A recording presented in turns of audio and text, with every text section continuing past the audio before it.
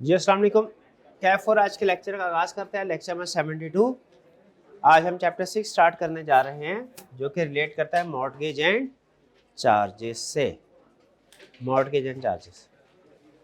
अच्छा, एक ऑप्शन है, उस पे आपसे वोट लेना है, वोटिंग करानी है। हमारा जो सिलेबस की ऑफिशियल डेडलाइन है वो है 20। एक ऑप्शन है कि अगर संडे को क्लास करवा दी जाए तो ये 19 को ख़त्म हो सकता है। कितने स्टूडेंट्स का ख्याल है कि संडे को क्लास करवा दे? कितनों का ख्याल है कि नहीं करवानी चाहिए? ओके, ठीक है, चलिए। हाँ, वो लेक्चर अवेलेबल हो जाएगा, फिर वो लेक्चर ऑनलाइन में अवेलेबल। चलिए स्टार्ट करते हैं चैप्टर 6। चैप्टर 6 है मॉर्टगेज एंड चार्जेस। पहले इस चैप्टर का थीम समझ लीजिए, है स्कोप समझ लें ताकि आपको पता चले इस चैप्टर में हम क्या चीजें डिस्कस करने जा रहे हैं। देखिए, कोई भी कंपनी जब फाइनेंस रेज करती है, पैसे करती है, कंपनी को चलाने के लिए क्या पैसों की जरूरत है? कंपनी को चलाने के लिए बिल्कुल पैसों की जरूरत है। अच्छा, ये जो पैसों की जरूरत है ये कहां से पूरी की जा सकती है? फाइनेंस चाहिए, पैसा चाहिए बिजनेस चलाने के लिए। दो बड़े सोर्सेज होते हैं, एक शेयर इशू कर दें और दूसरा किसी से लोन ले लें। ऐसा ही है, ठीक है। शेयर्स की मुख्तलिफ शक्लें हैं, ऑर्डिनरी शेयर भी है, प्रेफरेंस शेयर भी है, और इनके अंदर इनकी डिफरेंट क्लासेस भी हैं, class A, class B, class C. क्या उसी तरह लोन की भी मुख्तलिफ शक्लें हैं? यस, बिल्कुल। शेयर्स के बारे में हमने किस चैप्टर में पढ़ा? चैप्टर 5 में। चैप्टर 6 में इसका मतलब है ये डिस्कस नहीं होगा। क्या पैसे सिर्फ शेयर इशू करके इकट्ठे किए जाए? लोन के जरिए से भी। तो क्या शेयर के बारे में कुछ लीगल रिक्वायरमेंट्स हैं कंपनी को ने जो पूरी करनी है? क्या लोन से रिलेटेड भी कुछ लीगल रिक्वायरमेंट्स होंगी? बिल्कुल है, बिल्कुल है। अच्छा, इसमें इंटरेस्टिंगली ये भी डिस्कस किया है उसने कि लोन की कितनी शक्लें हो सकती हैं, लेकिन असल फोकस उसका ये नहीं है। जैसे लोन की कितनी शक्लें हो सकती है? आप डिबेंचर इशू कर सकते हैं। डिबेंचर समझते हैं ना क्या होता है? पीस ऑफ पेपर की तरह। आप बैंक से लोन हासिल कर सकते हैं, ये जनरल पब्लिक को अमूमी तौर पे इशू किए जाते हैं डिबेंचर। बैंक लोन बैंक से उधार लेने का नाम है। या आप डायरेक्टर्स या मेजॉरिटी शेयर होल्डर से भी कंपनी लोन ले सकती है, ठीक है। ये बात समझ आई? अच्छा, अगली बात, अमूमी तौर पे लोन की दो टाइप्स होती हैं, सिक्योर्ड और अनसिक्योर्ड। अमूमी तौर पे लोन क्या होते हैं कंपनी के, सिक्योर्ड या अनसिक्योर्ड? सिक्योर्ड का मतलब क्या? सिक्योर्ड का मतलब यह है अगर कंपनी ने किसी से लोन लिया तो जो लेंडर होगा यानी लोन देने वाला, उसको बदले में जमानत के तौर पे कुछ ना कुछ चीजें गिरवी रखवानी पड़ती हैं। उसको बोलते हैं सिक्योरिटी, सिंगुलर फॉर्म के साथ, SECURETY, सिक्योरिटी। सिक्योरिटीज नहीं, प्लूरल फॉर्म नहीं, क्योंकि प्लूरल फॉर्म का मतलब क्या होता है? शेयर्स और डिबेंचर्स। ये सिक्योरिटीज नहीं, सिक्योरिटी। तो इस चैप्टर में आपको इंट्रोडक्शन में एक दो लर्निंग ऑब्जेक्टिव आज हमने कवर करने हैं, एक इंट्रोडक्शन और दूसरा एक कंपनी अगर लोन लेगी कि उसका तरीकाकार, लीगल प्रोसीजर क्या है लोन लेने का। बस ये दो चीजें क्या डिस्कस करना है आज के लेक्चर में।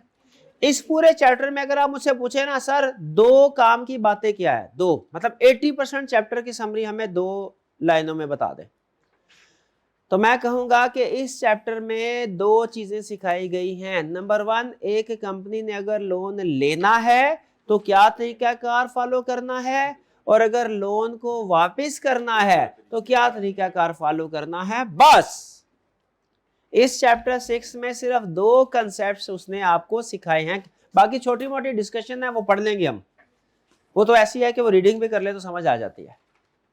तो इस चैप्टर में क्या सिखाया? दो चीजें। पहली चीज, एक कंपनी ने अगर लोन लेना है तो उसका क्या प्रोसीजर होगा, और दूसरा लोन को रीपे करना है तो उसका क्या तरीकाकार होगा। और आज के लेक्चर में हमने क्या सीखना भला? कि लोन लेना है तो उसका क्या तरीकाकार है, और आने वाले कल के लेक्चर में क्या सीखना है? लोन रीपे करना है तो उसका क्या तरीकाकार है। ठीक है, तो पहले कुछ थोड़ा, लेकिन आपको लीगल प्रोसेस में जाने से पहले थोड़ा सा बिजनेस पॉइंट ऑफ व्यू से, प्रैक्टिकल पॉइंट ऑफ व्यू से छोटी छोटी चीजें एक्सप्लेन करेगा कि लोन क्या है, कितनी टाइप्स होती हैं, और फिर ये जो लोन कोई सा भी हो, अक्सर सिक्योर्ड, कुछ लोन अनसिक्योर्ड भी होते हैं। अनसिक्योर्ड, भाई इन भाईजान ने अपने दोस्त से उधार मांगा कि तो 10,000 दे दो, तो अमूमी तौर पे दोस्त सब दूसरे को उधार देगा तो बदले में सिक्योरिटी के तौर पे कोई चीज हो सकता है कि अक्सर नहीं मांगी जाती। तो ये लोन होते हैं अनसिक्योर्ड। अनसिक्योर्ड में बैड डेट का रिस्क ज्यादा होता है, जाहिर है। सिक्योर्ड लोन क्या होता है कि जिसमें बोरोवर कहते हैं लोन लेने वाले को, लेंडर कहते हैं लोन देने वाले को। यहां पे लिख लें, हमारे इस चैप्टर में जहां कहीं लैंडर का लफ्ज आए तो लिख ले lender is equal to bank. Lender से मुराद क्या होगी? बैंक। और जहां कहीं बारोवर का लफ्ज आए तो बारोवर से मुराद क्या होगी? कंपनी। बारोवर से मुराद क्या होगी? कंपनी जो लोन ले रही है। डन जी। चलिए, तो ये कुछ थोड़ा सा आपको बताना था कि चैप्टर 5 रिलेट करता है शेयर कैपिटल से, कि शेयर के जरिए से कैसे पैसे इकट्ठे कर सकते हैं, उसके बारे में लीगल रिक्वायरमेंट्स क्या है। और चैप्टर 6 किससे रिलेट करता है? लोन से। कितनी तरह के लोन है, सिक्योरिटी क्या है, सिक्योरिटी के तौर पे कितनी चीजें रखवाई जा सकती है।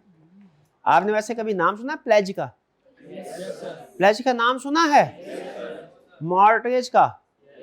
मॉर्टगेज का भी सुना है? चार्ज का? चार्ज का नाम नहीं सुना? ओके, कोई बात नहीं। ये तो आपको पता है कि सिक्योरिटी, जब कोई लोन लेंगे तो बदले में कोई ना कोई सिक्योरिटी रखवानी पड़ती है।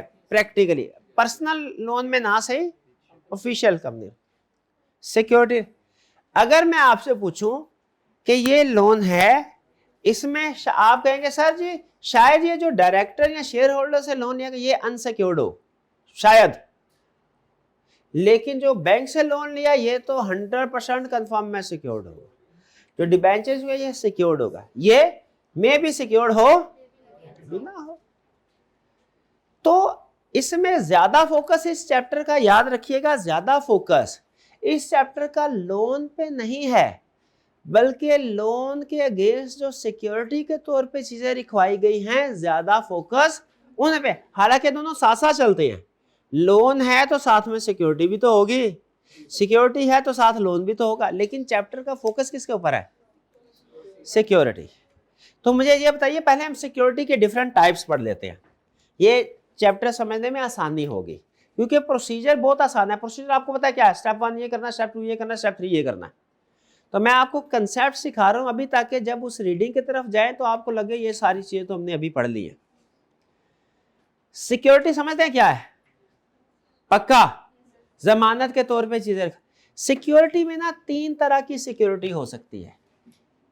3 तरह की सिक्योरिटी हो सकती है। एक होता है प्लेज। क्या होता है? प्लेज। दूसरा होता है मॉर्टगेज। मॉर्टगेज। तीसरा होता है चार्ज। क्या क्या बताइए, सिक्योरिटी की 3 टाइप्स कौन सी है? Pledge, mortgage, charge. फिर से बताइए क्या क्या है। अब इनमें फर्क क्या है? अगर हम अच्छा, इन सब में मैं अज्यूम कर रहा हूं हम बैंक से लोन ले रहे हैं। अज्यूम क्या कर रहे हैं हम? हमेशा जब भी आपने आगे, वैसे तो लोन किसी से भी, डिबेंचर भी इशू किए जा सकते हैं, बैंक से भी लोन, या डायरेक्ट शेयर होल्डर से भी। लेकिन जब कभी लोन आएगा आपने क्या, क्योंकि आईकैप केस स्टडी में इसी एग्जांपल को लेकर टेस्ट कर रहा है, तो बेहतर है हम जो चैप्टर को पढ़े, समझे, मिसालें डिस्कस करें क्लास में, वो एग्जाम वाली। तो एज्यूम करना है आपने बैंक लोन के। तो बैंक से मैंने लोन लिया, हमारी कंपनी ने लोन लिया, सिक्योरिटी के तौर पे तीन में से कोई एक ऑप्शन सिलेक्ट कर सकते हैं, प्लेज, मॉर्गेज, चार्ज। अभी में देखिए क्या फर्क है। प्लेज में क्या होता है, प्लेज में जब हम लोन बैंक से ले लेते हैं, सिक्योरिटी के तौर पे कुछ चीजें बैंक के पास रखवा देते हैं। क्या करते हैं, बैंक के पास कुछ चीजें, यानी उन चीजों की फिजिकल पोजेशन बैंक के पास चली जाती है। जब आपने जमानत के तौर पे जो चीज, देखिए इसमें भी जमानत के तौर पे कुछ ना कुछ चीजें होंगी, मॉर्गेज में भी जमानत के तौर पे कुछ ना कुछ चीजें होंगी, चार्ज में भी जमानत के तौर पे कुछ ना कुछ चीजें होंगी। फर्क क्या है, प्लेज में जो जमानत के तौर पे चीजें हैं वो कंपनी बैंक के हवाले कर देती है, वो बैंक की पोजेशन में आ जाती हैं, इसे बोलते हैं प्लेज। इसकी क्लासिक एग्जांपल है जैसे ज्वेलरी हो, ज्वेलरी बैंक के पास रखवा के लोन ले लिया जाए, ये क्या होगा, प्लेज। पर्सनल लेवल पे प्लेज की एग्जांपल ज्वेलरी है। कंपनी लेवल पे एग्जांपल है इन्वेंट्री। कुछ कंपनीज की इन्वेंट्री, जैसे अक्सर मैंने देखा जब हम जाते थे बात कंपनी गाइड करने के लिए, तो जो शुगर इंडस्ट्री है या हर वो इंडस्ट्री जिसकी इन्वेंट्री बोरियों में बंद होती है ना, वो क्या करते हैं, अपनी बोरियां बैंक को फिजिकली हवाले कर देते हैं और फिर उनके बदले में लोन ले लेते हैं। तो प्लेज में जो चीज जमानत के तौर पे रखवाई जाती है बैंक, उसकी फिजिकल पोजेशन किसके पास होगी, जमानत में जो चीजें रखी गई जमानत के तौर पे, उनकी फिजिकली हैंडओवर किसको कर दिया जाता है, बैंक। यह है प्लेज। प्लेज के बारे में प्रैक्टिकली सुन लें। प्लेज एक मोस्ट, बैंक के पॉइंट ऑफ व्यू से मोस्ट सिक्योर सिक्योरिटी है, मोस्ट समझ लीजिए के गुड सिक्योरिटी है बैंक। क्यों बोला, कस्टमर ने अगर डिफॉल्ट किया लोन में, फौरी तौर पे बैंक के पास ही ना पड़ेगा, उसको बेच के पैसे रिकवर करवा लेगा। लेकिन बैंक इसको इसके बावजूद भी अच्छी सिक्योरिटी नहीं मानता। क्यों, बैंक को इसका ध्यान रखना होता है, इसकी हिफाजत करनी होती है। बैंक कहता है मैं अपना काम करूं कि इसकी देखभाल करूं, कहीं चोरी ना हो जाए, कहीं काम ज्यादा ना हो जाए। इन्वेंट्री है, कहीं ऐसा ना हो बारिश है तो भीग ना जाए इन्वेंट्री, वरना कंपनी कहे कि भाई तेरे को सिक्योरिटी दी थी तूने खराब कर दी। तो ये इसीलिए करते हैं, इसमें भी करते हैं, लेकिन ज्यादा पसंद नहीं करते बैंक। रीजन मैंने आपको बता दी। ये होती है मूवेबल आइटम्स की। जाहिर है जो चीज कंपनी से बैंक को मूव हो सकेगी वही प्लेज में आएगी। डन। दूसरा है सिक्योरिटी मॉर्गेज। मॉर्गेज होती है, ये होती है मूवेबल आइटम, जैसे इन्वेंट्री, जैसे ज्वेलरी। मॉर्गेज है इमूवेबल एसेट्स को गिरवी रखवाना बैंक के पास। कौन से एसेट्स को, इसमें बेसिकली एसेट्स फिजिकली नहीं जाता, एसेट कंपनी के पास ही रहता है, लेकिन इसके जो ओरिजिनल डॉक्यूमेंट्स हैं वो बैंक के पास चले जाते हैं। और इसके साथ साथ जो इंटरेस्ट है वो क्रिएट करवाया जाता है बैंक का। इंटरेस्ट क्रिएट करवाने से क्या मुराद है भला, उसने क्या लफ्ज इस्तेमाल किया किताब में कि हाँ इंटरेस्ट ही, क्लेम नहीं, क्लेम इंटरेस्ट ट्रांसफर। इंटरेस्ट का देखें जरा, प्रैक्टिकली सोचें।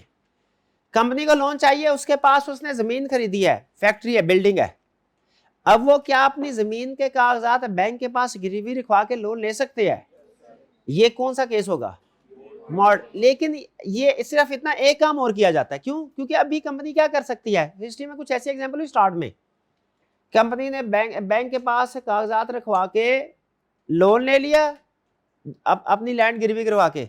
उसके बाद पटवारी के साथ मिल गए, वो जो पटवारी फर्द वगैरह निकाल, उसे कहा भैया ऐसा है कि हमारे डॉक्यूमेंट्स गुम हो गए हैं, मिल नहीं रहे, तो हमें डुप्लीकेट डॉक्यूमेंट्स जनरेट कर दो। पटवारी ने 5, 10, 15 हज़ार लेके डुप्लीकेट डॉक्यूमेंट्स जनरेट कर दिए। कंपनी ने वही डॉक्यूमेंट दूसरे बैंक के पास ले जाके उसे गिरवी रखवा के उससे भी लोन ले लिया, फिर तीसरे के पास ले जाके उसके भी लोन ले लिया। 7-8 बैंक से लोन लेने के बाद कंपनी बाहर निकल गई, शेयर होल्डर जो थे पाकिस्तान से बाहर चले। अब वो लीगल केस चल रहा है कि असल में कौन किसको प्रॉपर्टी बेच के पैसे मिलेंगे। जिसको भी मिले, एक बंदे को मिलेंगे, बाकी 7 तो गए। इसीलिए सिर्फ डॉक्यूमेंट्स हैंड ओवर नहीं किए जाते बल्कि उन पे इंटरेस्ट भी क्रिएट किया जाता है। इंटरेस्ट क्रिएट करने का मतलब क्या है कि वो पटवारी जो है या जो भी गवर्नमेंट का लैंड रिकॉर्ड है वहां पे जाके एंट्री करवा दी जाती है कि ये प्रॉपर्टी अब इस बैंक के को हमने गिरवी के तौर पे रखवा दी है, इसकी इजाजत के बगैर ये प्रॉपर्टी सेल नहीं हो सकती, इसकी इजाजत के बगैर डुप्लीकेट डॉक्यूमेंट्स भी इशू नहीं हो सकते। ये है इंटरेस्ट क्रिएट करवाना। समझ रहे हैं? अब बताइए क्या बैंक सिर्फ टाइटल डॉक्यूमेंट ट्रांसफर कर देगा कि इंटरेस्ट भी क्रिएट करवाएगा? इंटरेस्ट भी क्रिएट करवाएगा। तो ये कौन सा तरीका है? मॉर्टगेज। अच्छा, इसमें बैंक जो है ना, बैंक इसमें निस्बतन ज्यादा पसंद करता है प्लेज की निस्बत। बैंक कैसे? बैंक कहता है भैया एसेट मुझे संभालने की जरूरत नहीं है, ठीक है, डॉक्यूमेंट्स मेरे पास आ गए, मैं सिक्योर हो गया। कंपनी भी इसको पसंद करती है। क्यों भला? क्योंकि कंपनी उस एसेट को इस्तेमाल करके फायदा उठा सकती है, बिजनेस चलता रहेगा। बिजनेस, इसमें बिजनेस डिस्टर्ब हो सकता था, कस्टमर आया उसको चीजें बेच नहीं सकते जब तक पैसे नहीं वापस करेंगे। इसमें बिजनेस डिस्टर्ब नहीं होता, एसेट इस्तेमाल होते रहते हैं। तो अमूमी प्रैक्टिकली मॉर्टगेज को बेहतर समझा जाता है प्लेज से। फिर लेकिन यहां पे भी अगर डिफॉल्ट हो जाए तो कानूनी कार्रवाई में चले जाते थे। कानूनी कार्रवाई पे फिर मसले मसाइल होते थे। जैसे एक छोटी सी एग्जांपल आपको बता दूं, एक बैंक था ज़राई तरक्याती बैंक, उसके कभी असाइनमेंट थी, उस सिलसिले में फर्म की तरफ से गए तो वहाँ पे ब्रांच मैनेजर के साथ हेलो हाई हुई। तो वो ना फिर अपनी ज़िंदगी के वाक़यात बताते हैं। कहने लगा सर जी एक दफ़ा क्या हुआ, एक गांव का था चौधरी, मतलब एक तो ये बताते हैं कि सर किसान लोन, मैं पूछता था मैं उससे कि भाई लोन तो इतना देते हैं आप, पाकिस्तान की तरक्की नहीं होती। कहता है सर किसान लोन पता है किस लिए लेते हैं? हुकूमत देती है उन्हें कि वो बीज खरीदेंगे, ट्रैक्टर खरीदेंगे। वो किस लिए लोन लेते हैं? कि अपने बच्चे के स्कूल कॉलेज की फ़ीस देनी है, वो शहर में पढ़ने के लिए गया है, और बच्ची का जो है वो शादी करनी है, उसके जहेज़ के लिए, इसलिए तो लोन लेते हैं। वो तो प्रोडक्शन नहीं, मतलब लोन लेते किसी और पर्पज़ के लिए, इस्तेमाल कहीं और होता है। फिर एक केस बनाने लगे, कहने लगा एक गाँव का चौधरी था, उसकी कोई अच्छी खासी प्रॉपर्टी थी, उसने बड़ा ठीक ठाक लोन लिया बैंक से, इंटरेस्ट टाइम पे कर देता था, प्रिंसिपल पे नहीं करता था। तो जब हेड ऑफिस की तरफ से आया कि भाई इसे रिकवरी करवाई जाए, उसे रिकवरी नहीं की, तो हमने इश्तेहार लगा दिया कि जी ये जो इसकी प्रॉपर्टी थी ना, जो मॉर्टगेज थी, इसको हम सेल करने लगे। कहता है हमने इश्तेहार लगाया, उसने मस्जिदों में ऐलान करवा दी है कि जो बंदा भी मेरी प्रॉपर्टी को खरीदने के लिए आया, ये मेरे 50 बंदे यहाँ बैठे हैं, जिंदा वापस नहीं जाएगा। कहता है सर कोई ग्राहक ही नहीं आया, कोई कस्टमर ही नहीं आया, और हमारा पर्सन उसके बाद फिर रिकवरी करने के, चलो इंटरेस्ट की रिकवरी तो हो जाए, आपको लगेगा मारतन, उसने कुत्ते छोड़ दिए उस ऑफिसर। कहता अब इंटरेस्ट भी नहीं लेके दिखाओ, अब पहले तो इंटरेस्ट। तो प्रैक्टिकली मॉर्टगेज के बावजूद भी प्रॉब्लम है, समझ रहे हैं? इसलिए जरूरत थी, एक ट्रस्ट डेफिशिएट था, ट्रस्ट डेफिशिएट। फिर तीसरा टाइप आई सिक्योरिटी की, चार्ज में क्या होता है? चार्ज में सिर्फ एक चार्ज मॉर्टगेज की तरह ही है, फर्क यह है कि चार्ज चाहे करंट एसेट पे करवाएं चाहे नॉन करंट पे, मूवेबल पे करवाएं चाहे दोनों पे चलता है। फर्क सिर्फ यह है कि इसमें एससीसीपी दरमियान में आ गया है। एससीसीपी कहता है ये मेरा रजिस्ट्रार है ना, ए कंपनी, ए बैंक, तुम लोग जब कभी आपस में लोन लेना देना करो ना, मेरे पास आके रजिस्ट्रेशन करवा दो। क्यों? क्योंकि गांव का चौधरी कोई खरीदार आएगा ना इंडिविजुअल, उस पर तो कुत्ते छोड़ सकता है, मेरे पे थोड़ी छोड़ सकता है। एससीसीपी ने बोला अगर कोई कंपनी बैंक को लोन वापस नहीं करती तो मैं रेगुलेटर हूं, बैंक को बोला कंपनी का कान पकड़ के उसे कहूंगा पैसे दो, क्योंकि अगर कंपनी पैसे नहीं करेगी उसी वक्त फंडिंग का ऑर्डर पास कर दूंगा। तो रेगुलेटर के दरमियान में आने से बैंक्स का कॉन्फिडेंस बढ़ गया। तो उन्होंने कहा कि मॉर्टगेज की बजाय चार्ज ज्यादा बेहतर है। क्यों भला? इसके दरमियान में फिर ये आहिस्ता आहिस्ता इतना ज्यादा अच्छा मतलब रिस्पॉन्स मिला कि बैंक्स ने हाथ जोड़ जोड़ के कंपनी लॉ में चेंज करवाया, और कंपनी और कहा एससीसीपी आप मॉर्टगेज और प्लेज को भी अपने स्कोप के अंदर ले लें, कि हर कंपनी प्लेज, मॉर्टगेज, चार्ज, तीनों तरह की सिक्योरिटी एससीसीपी के पास रजिस्टर करवाए, और अगर वापस नहीं करे तो एससीसीपी इंटरफेयर कर सकता है। एससीसीपी मतलब रजिस्ट्रार, मतलब रजिस्ट्रार के पास रजिस्ट्रेशन होगी ना, तो एससीसीपी मुराद वो समझे, क्योंकि रजिस्ट्रार भी एससीसीपी का एक ऑफिसर ही है। तो बताइए, अब आपने ये समझना है फिलहाल, जहां कहीं आएगा पढ़ना तीनों है, लेकिन फिलहाल ये समझना है कि चार्ज में एससीसीपी आता है। किस में आता है? ताकि आप इसको डिफरेंशिएट कर सके। बाद में चूंकि इसको बड़ा बहुत बहुत इंकरेजमेंट मिली, तो फिर प्रोविजन में उन्होंने ऐड करके पहले मॉर्गेज डाला, फिर मॉर्गेज के साथ प्लेज भी डाला। पहले प्लेज नहीं होता था, प्लेज यानी रजिस्टर करवाना जरूरी नहीं था, अब हर तरह का चार्ज रजिस्टर करवाना जरूरी है।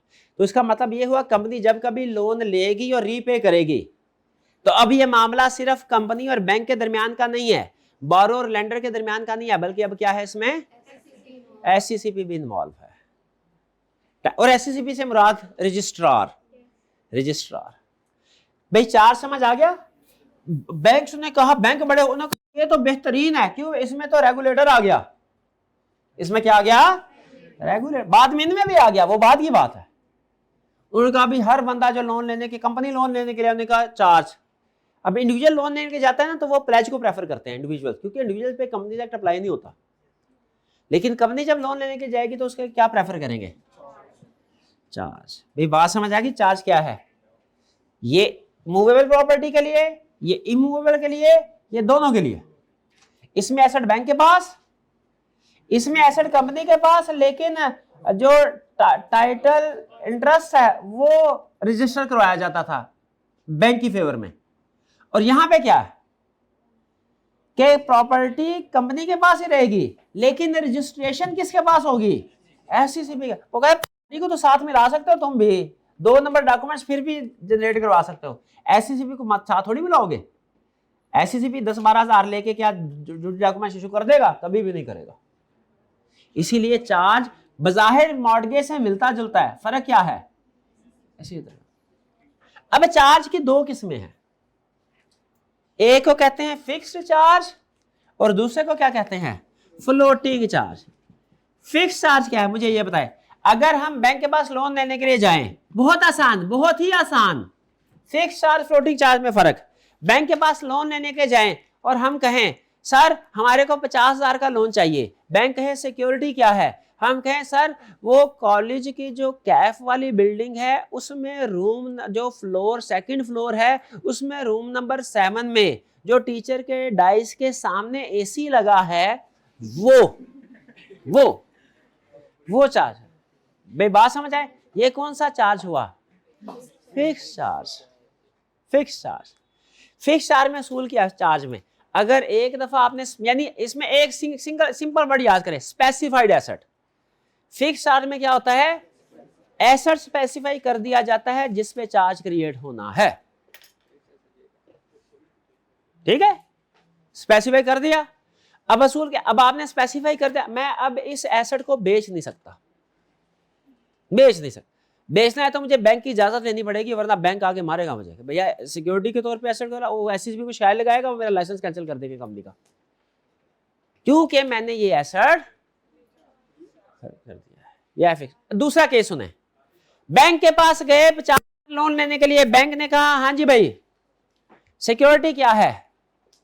हमने कहा हमारे कॉलेज के जितने भी एसी हैं सारे, जितने भी इंटायर क्लास ऑफ एसेट, क्या सारे एसी। उन्होंने कहा अच्छा किसी भी कैंपस में? हमने कहा किसी भी कैंपस, किसी भी फ्लोर पे, किसी भी फ्लोर पे, किसी भी क्लास पे, किसी भी क्लास के किसी भी एसी पे, किसी भी एसी, सारे एसी पे। शाबाश, यह है फ्लोटिंग चार्ज। इसको फ्लोटिंग क्यों बोलते हैं? फ्लोटिंग ऐसे होता है ना, क्योंकि अगर मैं कोई एसी बेचना चाहूं तो बेच सकता हूं। एसी बेचना चाहूं, 1 बेचूंगा, 2 बेचूंगा, 4 बेचूंगा, 10 बेचूंगा, 200 250 का 250 एसी थोड़ी बेच दूंगा। 250 के करीब एसी है अगर नहीं, उसका मतलब बिजनेस बंद हो गया। रनिंग बिजनेस में ऐसा नहीं होता, 2-4 एसेट बिकते। फ्लोटिंग चार्ज में रूल ये होता है, आप एसेट को बेचना चाहे बेच सकते हैं, एसेट को बेचेंगे वो आपके चार्ज से निकल जाएगा, लेकिन जैसे ही नया एसेट खरीदेंगे ऑटोमेटिकली चार्ज में आ जाएगा। तो कभी चार्ज की वैल्यू कम होती है, कभी चार्ज की वैल्यू ज्यादा, कभी कम कभी ज्यादा, कभी खुशी कभी गम है, कभी चार्ज कम कभी ज्यादा। यह फ्लोटिंग चार्ज। तो जरा बताइए बैंक किस चार्ज को लाइक, वैसे पहले बताएं बैंक मॉर्गेज, प्लेज मॉर्गेज और चार्ज, तीनों में से किसको लाइक करता है? चार्ज में भी दो टाइप्स है, एक फ्लोटिंग और एक फिक्स्ड है। किसका? फिक्स। ये हुई ना बात। लेकिन अल्टीमेटली ये केस स्टडी में कुछ भी कह दे आपने उसके मुताबिक ही चलना है। ये ना हो कि फ्लोटिंग आपने कहा नहीं फ्लोटिंग अच्छा नहीं था, तूने फैसला ही गलत किया, मैं तेरी बात आगे केस ही नहीं सॉल्व करना। नहीं, केस में कुछ भी, लेकिन प्रैक्टिकली बताया फ्लोटिंग। भाई बात समझ आ गई? फिक्स और फ्लोटिंग चार्ज में समझ आ गया? ये था सारा इंट्रोडक्शन जो मैंने आपके साथ शेयर किया है। प्रोसेस तो भी बताया नहीं, लोन लेने का प्रोसेस क्या है। देख ले, क्या सारा इंट्रोडक्शन यही है? देख ले जरा। बोरोइंग, कंपनी कहां कहां से बारो कर सकती है? बैंक से, डिबेंचर इशू करके, वगैरह वगैरह। क्या कंपनी की बोरोइंग पे पाबंदी लगाई जा सकती है? बस एक पाबंदी है, क्या? पब्लिक कंपनी है तो certificate of commencement of business हासिल करना है, उसके बगैर लोन नहीं लेना।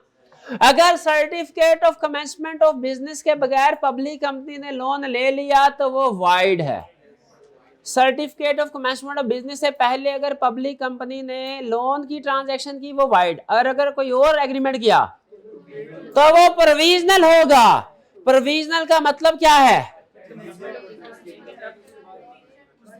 कि अगर certificate of commencement of business मिल गया बाद में 2, 4, 8, 10 दिन बाद तो वो वैलिड हो जाएगा, और अगर certificate of commencement of business नहीं मिला वाइड हो जाएगा। ठीक है? डायरेक्टर्स को क्या बारो करने के लिए कोई इजाजत लेने की जरूरत है? नहीं, डायरेक्टर्स की पावर में था टू बारो मनी। बाय डिफॉल्ट डायरेक्टर के पास पावर है, लोन लेना चाहे ले सकते हैं, लेकिन अगर मेंबर उनके ऊपर कोई लिमिट लगाना चाहे तो आर्टिकल में मेंशन कर दें, वरना उनके ऊपर कोई लिमिट। डायरेक्टर से एक बात याद आई, क्यों ना आपको बता दिया जाए कि स्टूडेंट फेल क्यों होते हैं? अभी बताता हूं ना, डायरेक्टर से कैसे बात याद आई। डायरेक्टर ने सारे शेयर बेच दिए। कौन कह रहा था अभी बेच दे बेच दे? इधर था, बेच दे कौन कह रहा था? बेच दे सारे एसेट बेच दे। डायरेक्टर ने सारे शेयर बेच दिए, क्या वो डायरेक्टर रहेगा कि नहीं? नहीं रहेगा। देखा, ये है फेल। क्यों फेल होते हैं ये? डायरेक्टर ने सारे शेयर बेच दिए, क्या वो डायरेक्टर रहेगा? रहेगा। देखा, ये है फेल। इनकम्प्लीट है फेल। यस, ये आपने लिखना है। It depends. अगर वो एक्सेप्शन में फॉल करता है तो सारे शेयर बेचने के बाद भी डायरेक्टर रहेगा, और अगर एक्सेप्शन में फॉल नहीं करता तो फिर डायरेक्टर नहीं रहेगा। और ये एक्सेप्शन किसने बतानी है एग्जाम में? और कंसेप्ट पूछे तो बेसिक ऊपर एक लाइन याद की होती है, बस वो रगड़ देते हैं आप। ना पता टाइप ऑफ कंपनी कौन सी है, ना पता चला एक्सेप्शन कौन सी है। अब पता चला, डायरेक्टर से याद आया। चलिए, बोरिंग कहां कहां से कर सकते हैं? डिबेंचर इशू करके बोरिंग कर सकते हैं, बैंक से बोरिंग कर सकते हैं, डायरेक्टर शेयर होल्डर का तरलामिंद करके लोन ले सकते हैं। क्या ये सारे जो बोरिंग देंगे लोग हमें सिक्योरिटी रखे बगैर दे देंगे? नहीं, वो बेवकूफ सिर्फ आप हैं जो अपने दोस्तों रिश्तेदारों को बगैर सिक्योरिटी के लोन दे देते हैं, बाद में फिर शिकायत करते हैं दुनिया ने हमारे साथ अच्छा नहीं किया। पहले सीख लेना था, काम करने से पहले सीख लेना चाहिए, बड़ों से मशवरा कर लेना चाहिए। करते हुए किसी से मशवरा करते नहीं है, बाद में रोते रहते हैं। ना सीए होता है, ना कोई सीए होता है, ना कोई और काम होता है। सिक्योरिटी बार बार, हाँ सिक्योरिटी क्या? ऊपर जो लोन दिया उसके अगेंस्ट में कोई सिक्योरिटी होगी? कौन कौन सी हो सकती है? प्लेज, क्या मॉर्गेज, और क्या क्या अभी पढ़ी हमने? बस मान ले, विश्वास कर ले भाई का कि वही बातें लिखी हुई हैं जो मैंने पढ़ाई, बल्कि शायद मैंने जो पढ़ाई को 2-4 लफ्ज ज्यादा ही होंगे। चार्ज के कितने टाइप्स हैं?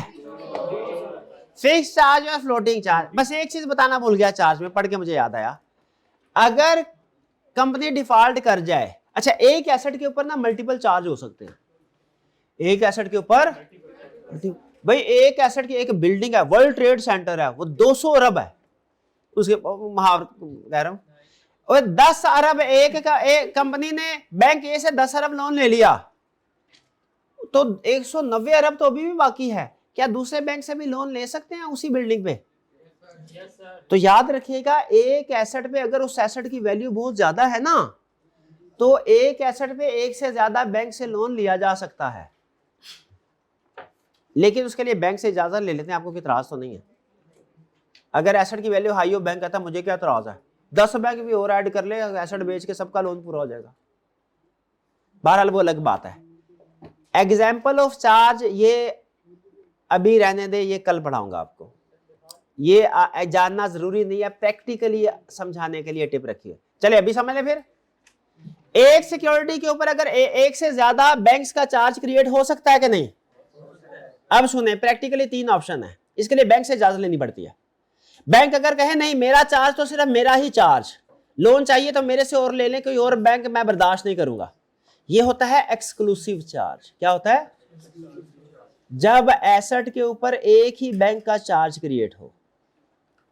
जब एसेट के ऊपर एक से ज्यादा बैंक का चार्ज हो ना किसी एसेट पे, तो फिर डिपेंड करता है कि ये जो पहले बैंक ए का चार्ज था, अब दूसरा बैंक आया तो ये इसके बराबर में आया कि लाइन के पीछे खड़ा। अगर तो लाइन बराबर आया, इसे कहते हैं पारी पासू चार्ज। पारी, PAR, पार का मतलब होता है इक्वल। पारी पासू चार्ज का मतलब क्या होता है कि दोनों बैंक के एसेट को बेच के जो पैसे मिलेंगे वो दोनों में बराबर होंगे। मतलब जितना लोन है उस हिसाब से। जैसे अगर बैंक ए ने 100 का लोन दिया, प्रॉपर्टी अगर तो एक्सक्लूसिव चार्ज है और प्रॉपर्टी 100 मिलियन की बिकी, बैंक ए ने 100 मिलियन दिया था, 100 मिलियन सारे का सारा किसको मिलेगा? बैंक को। लेकिन अगर 2 बैंक्स ने लोन दिया था और लोन था पारी पासू, तो अब प्रॉपर्टी बिकी 100 मिलियन की, पैसे कैसे बटेंगे? 50-50, क्योंकि बराबर का चार्ज है। लेकिन अगर प्रॉपर्टी बिकी 100 रुपए की, 100 मिलियन की, चार्ज था, लेकिन चार्ज था रैंकिंग चार्ज। रैंकिंग का मतलब है पहले वाले बैंक का रैंक नंबर 1, दूसरे वाले बैंक का रैंक नंबर 2, लाइन बना के, लाइन पैरेलल नहीं, एट पार नहीं, लाइन बना के। तो 100 मिलियन सारे का सारा किसको मिलेगा? बैंक ए को। अगर कोई पैसे बचे तो फिर बैंक बी की बारी आएगी, वरना नहीं आएगी। ठीक है? तो जो पहले वाला बैंक होता है ना, पहले वाला बैंक, अव्वल तो बैंक कोशिश करते हैं चार्ज एक्सक्लूसिव हो, किसी के साथ कुछ शेयर करना ही ना पड़े, और अगर शेयर करना पड़े तो पहले वाला बैंक कोशिश करेगा कि रैंकिंग चार्ज हो, और बाद वाला बैंक क्या कोशिश करता है? पारी पासू चार्ज।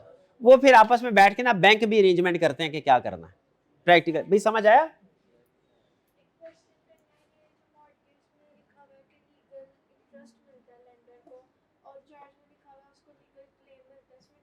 हाँ, लीगल इंटरेस्ट मैंने बता दिया क्या आता है। लीगल इंटरेस्ट, मॉर्टगेज की डेफिनेशन में उसने लीगल इंटरेस्ट का लफ्ज बोला है, चार्ज में उसने लीगल क्लेम का लफ्ज बोला। क्लेम का मतलब है रेगुलर क्लेम। लीगल इंटरेस्ट तो बता दिया ना, पटवारी के पास जाके रजिस्टर करवाते हैं।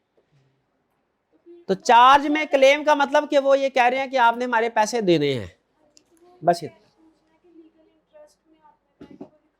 हाँ, लीगल इंटरेस्ट मोर फॉर्मल है।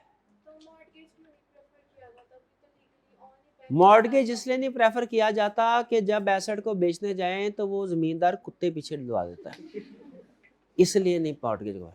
चार्ज को इसलिए प्रेफर किया जाता है कि बीच में SCCP आ जाता है।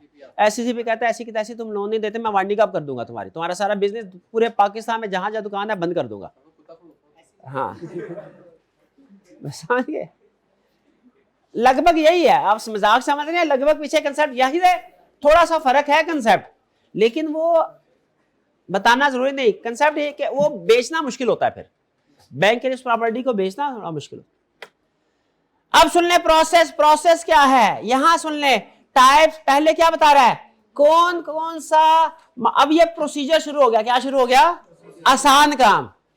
पहला कंसेप्ट भैया, वो कौन कौन सा प्लेज, मॉर्टगेज या चार्ज है जो SCCP के पास रजिस्टर करवाना जरूरी है, यानी रजिस्ट्रार के पास। पूछे सर प्रोसेस बाद में बताइएगा, पहले ये बताए कौन कौन सा प्लेज, मॉर्टगेज और चार्ज रजिस्टर कराना जरूरी है।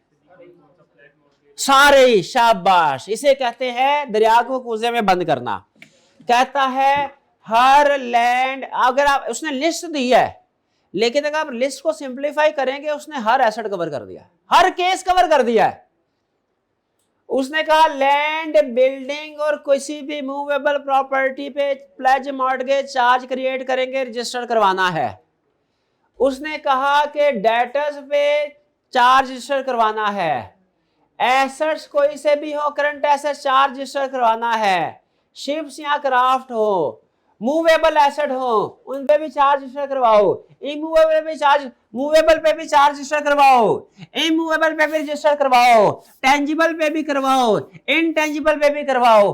जो जमीन में है लैंड एंड बिल्डिंग, उस पे भी चार्ज रजिस्टर करवाओ। जो एसेट हवा में है, जहाज, उस पे भी चार्ज रजिस्टर करवाओ। जो समंदर में पानी की लहरों पे है, उस पे भी चार्ज रजिस्टर करवाओ। मैदानी इलाके के एसेट भी चार्ज रजिस्टर करवाओ, दरियाई भी, हवाई भी, सहराई भी, जहां जहां है सारे चार्ज। तो ये लिस्ट इन शॉर्ट कंसेप्ट है, हर चार्ज रजिस्टर करवाना है सिवाय निगोशिएबल इंस्ट्रूमेंट के, सिवाय निगोशिएबल इंस्ट्रूमेंट के। मेन कंसेप्ट, बाकी लिस्ट याद कर लेनी है। रट्टा के लिए लिस्ट है, कंसेप्ट के लिए क्या है, सारे चार्ज रजिस्टर कराने हैं सिवाय निगोशिएबल इंस्ट्रूमेंट के। लॉ ने कह दिया ये ना रजिस्टर कराने का, ठीक है भाई, बात समझ आई। तो एग्जाम में आई क्या पूछेगा, कौन कौन से मॉर्टगेज या चार्ज रजिस्टर करवाने हैं, सारे। देखा ऐसे फेल होते हैं। और ये कंसेप्ट है सारे, उसको लिस्ट बतानी है। Immovable land, building, immovable, movable, ship, aircraft,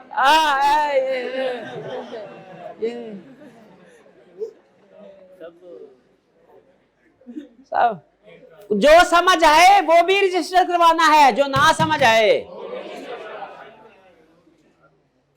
ये 100% रट्टा। इसमें कोई कंसेप्ट पूछा, केस स्टडी पूछी, मेरी जिम्मेदारी है, मेरी भाई की जिम्मेदारी, ठीक है, नहीं पूछेगा। भाई रजिस्टर कैसे करवाएं, रजिस्टर कैसे करवाएं, ये कंपनी की ड्यूटी है कि यानी लोन लेने वाला क्या करेगा, जिस बंदे ने लोन लिया है उस कंपनी के डायरेक्टर रजिस्ट्रार के पास जाएंगे। किसके डायरेक्टर, जिसने लोन लिया है उसके डायरेक्टर रजिस्ट्रार के पास जाएंगे और उसे फाइल करेंगे, डॉक्यूमेंट्स देंगे। कौन कौन सी documents, copy of the instrument, जो लोन एग्रीमेंट है उसकी कॉपी देंगे। रजिस्ट्रार कहेगा ये फॉर्म फिल कर दो, उस फॉर्म के ऊपर सारी डिटेल होगी। रिक्वायर्ड पर्टिकुलर फिल करेंगे उस फॉर्म के ऊपर जो रजिस्ट्रार देगा। एप्लीकेशन फॉर्म के साथ लोन एग्रीमेंट की कॉपी, और ये कॉपी और फॉर्म वेरीफाई करवाना है ग्रेड 17 के ऑफिसर से, जो भी लिखा होगा वेरीफाई करवाना है, ठीक है। चार्ज कैसे रजिस्टर होगा, कंपनी के डायरेक्टर जाएंगे रजिस्ट्रार के पास, रजिस्ट्रार उन्हें पर्टिकुलर फिल करेंगे फॉर्म के ऊपर, फॉर्म के साथ कॉपी ऑफ इंस्ट्रूमेंट, इंस्ट्रूमेंट से मुराद लोन एग्रीमेंट है, उसकी कॉपी। लेकिन कॉपी कौन सी, टेस्ट करवा के साथ करवानी है, नीचे उसने कहा हुआ है वेरिफिकेशन। और ये सारा काम कितने अरसे में करना है, चार्ज क्रिएट होने की, यानी जिस दिन लोन एग्रीमेंट हुआ उसके 30 दिन के अंदर अंदर, 30 डेज को अंडरलाइन कर लें, ये बहुत अहम इंफॉर्मेशन है। 30 डेज के अंदर अंदर चार्ज रजिस्टर करवाना है। जिस दिन लोन हुआ उसके 30 दिन के अंदर अंदर रजिस्ट्रार के पास जाना है। 30 दिन के बाद ना चले जाना, रजिस्ट्रार जूते मारेगा आपको। कितने अरसे में, 30 दिन से पहले। और जब 30 दिन के अंदर अंदर गए, डॉक्यूमेंट्स पूरी साथ लगा दी और फीस भी पे कर दी रजिस्ट्रेशन, तो रजिस्ट्रार बहुत खुश होगा। खुश होके क्या करेगा, सर्टिफिकेट कर देगा। ठीक है जी, ठीक है। अच्छा मुझे ये बताएं, एक बंदे ने लोन लिया 1 तारीख को, रजिस्टर करवाया 20 को रजिस्ट्रार के पास।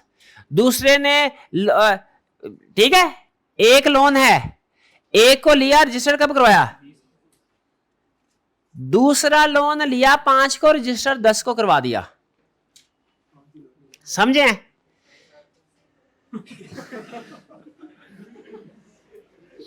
दो लोन लिए, दोनों 1 तारीख को लिए।